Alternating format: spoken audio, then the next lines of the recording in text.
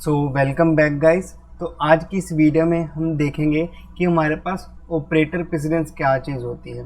तो operator precedence हमारे पास basically ये होता है कि मान लो हमारे पास बहुत बड़ा सा मैथमेटिकल एक्सप्रेशन है, जैसे कि 4 + 8 - 9 मल्टीप्लाई बाय 5 डिवाइडेड बाय 9। तो मान लो ये हमारे पास एक बहुत बड़ा सा एक एक्सप्रेशन है। तो हमें पता है कि जब हम मैथमेटिक्स में ऐसा कोई एक्सप्रेशन लिखते हैं तो इसका जो हमारे पास आउटपुट निकल के आता है, जो हमारे पास रिजल्ट निकल के आता है, वो बोर्ड मास के अकॉर्डिंगली निकल के आता है। लेकिन जब हम C++ के अंदर ऐसा कोई एक्सप्रेशन लिखते हैं, जैसा कोई स्टेटमेंट लिखते हैं, तो हमारे पास यहाँ पर ऑपरेटर प्रेसिडेंस यहाँ पर यूज होती है।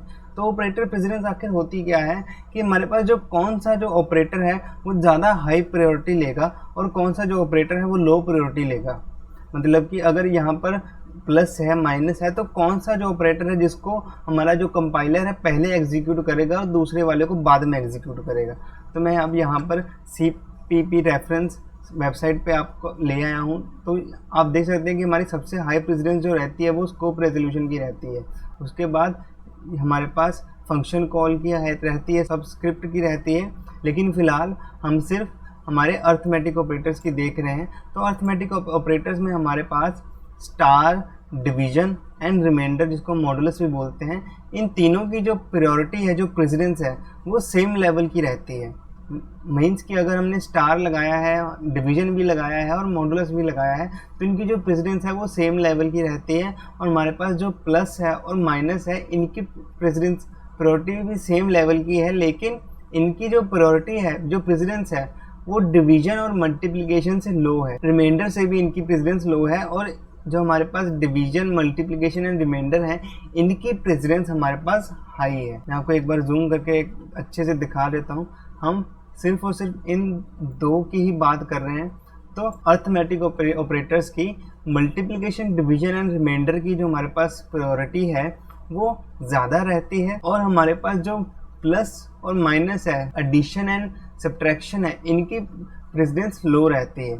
मीन्स कि अगर मैं यहाँ पर चेक करूँ तो हमारे पास पहले मल्टीप्लाई एंड डिवाइड होगा, उसके बाद ये जो है प्लस और माइनस करेगा। अब आपका सवाल ये आएगा कि हमारे पास प्लस और जो माइनस है इनकी प्रेसिडेंस तो सेम है, और दूसरी तरफ जो मल्टीप्लाई एंड डिवीजन है इनकी प्रेसिडेंस भी सेम है, तो ये कैसे होगा?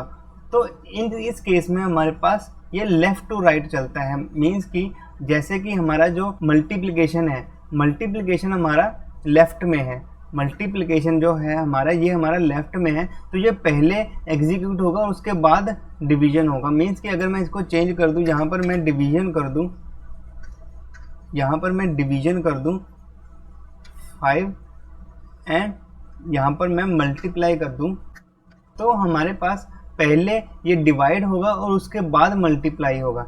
लेकिन अगर मैं सेम पीछे वाला रखूँ, हमारे पास जहाँ पर हमारा मल्टीप्लाई पहले था और डिवीजन बाद में था, तो ये पहले मल्टीप्लाई होगा और उसके बाद डिवाइड करेगा। मीन्स कि ये सिंपल हमारा लेफ़्ट टू राइट चलेगा, लेफ़्ट टू राइट को मैं कमेंट आउट कर देता हूँ। तो हमारा जो ऑपरेटर प्रेसिडेंस है वो इस तरीके से वर्क करता है। तो अगर मैं इस एक्सप्रेशन का आंसर यहाँ पर निकालूँ तो पहले हमारा जो 9 है वो 5 से मल्टीप्लाई होगा। तो हमारे पास 9 और 5 से अगर हम मल्टीप्लाई करें तो 45 आता है, और 45 को अगर मैं 9 से डिवाइड करूं तो फिर से हमारे पास 5 ही आ जाएगा। तो हमारे पास इसका आंसर आएगा 5। और उस 5 आने के बाद हम पहले 4 और 8 को हम प्लस करेंगे, तो ये हमारा कुछ 12 बनता है, और 12 में से हमने 5 घटाए तो ये कुछ बनता है 7 बनता है। तो देख लेते हैं कि इसका आंसर हमारे पास क्या आएगा। तो सी आउट, इसको मैं as it is copy paste मारूंगा यहाँ पर। इसको मैंने एज इट इज़ यहाँ पर कॉपी पेस्ट मारा और यहाँ पर इसको सिंपली रन करके देखा, तो हमारा जो आंसर आया था वो 7 आया था। तो देखते हैं इसका आंसर क्या आता है। तो इसका आंसर भी 7 आता है भाई। तो जैसे कि आपने देखा कि इसकी जो प्रेसिडेंस है, जैसे मैंने बताई, बिल्कुल सेम वैसे ही वर्क कर रही है। पहले इसने मल्टीप्लाई किया, फिर इसने डिवाइड करा, और फिर इसने प्लस करा, और फिर इसने माइनस करा। तो आप ऐसे डिफरेंट तरीके से कॉम्बिनेशंस बना के ट्राई कर सकते हैं कि ये चीज़ें कैसे होती हैं, कैसे वर्क करती हैं। और रही बात है इन बाकी सब चीज़ों की, हमारे पास ये जो स्कोप रेजोल्यूशन है, ये फंक्शन कॉल है, सबस्क्रिप्ट्स है, तो ये एडवांस टॉपिक है। ये हम फर्दर जब हम एडवांस लेवल पे जाएंगे, जब हम फंक्शंस पढ़ेंगे, तब मैं आपको बताऊंगा कि आखिर फंक्शन कॉल क्या होती है, ये सबस्क्रिप्ट क्या होती है। ये हमारा एरे का टॉपिक है, ये जो हमारा सबस्क्रिप्ट है। तो ये सब एडवांस टॉपिक है। फ़िलहाल हम बेसिक लेवल पे चल रहे हैं, तो हम इनको बाद में डिस्कस करेंगे। और यहाँ पर हम कुछ वेरिएबल बना के सेम चीज़ें ट्राई करें। मान लो a बनाया मैंने 6 दिया इसको, b बनाया उसको वैल्यू दी हमने 3, एक और बनाया हमने c बनाया जिसको वैल्यू दी हमने 9। तो इस तरीके से हमने कुछ वेरिएबल्स बनाए और इनको मैंने सी आउट करके कुछ भी अपने हिसाब से लगा दिए, star b divide by c plus a minus b and star c। तो अगर आप इसको करना चाहते हैं खुद से, तो आप वीडियो को पॉज करके पहले खुद से इसका आंसर कैलकुलेट करने की कोशिश करें कॉपी पेन पे, और उसके बाद आप चेक कर सकते हैं।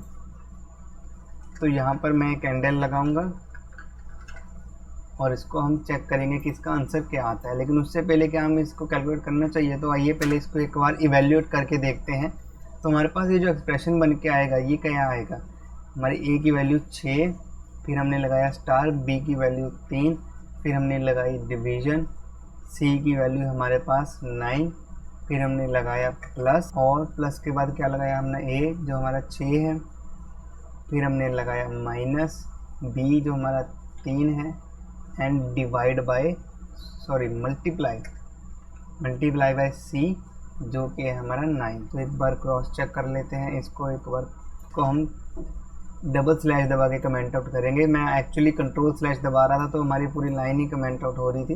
तो हमने यहाँ पर जो एक्सप्रेशन बनाया है, इसको अगर हम कैलकुलेट करें तो पहले हमारा 6 जो 3 से मल्टीप्लाई होगा, तो इसका जो 6 तिये 1 छिका छिका 2 छिका 3 छिके 18 यहाँ पर आया, 18 9 से डिवाइड हुआ 2 हमारा आंसर आया।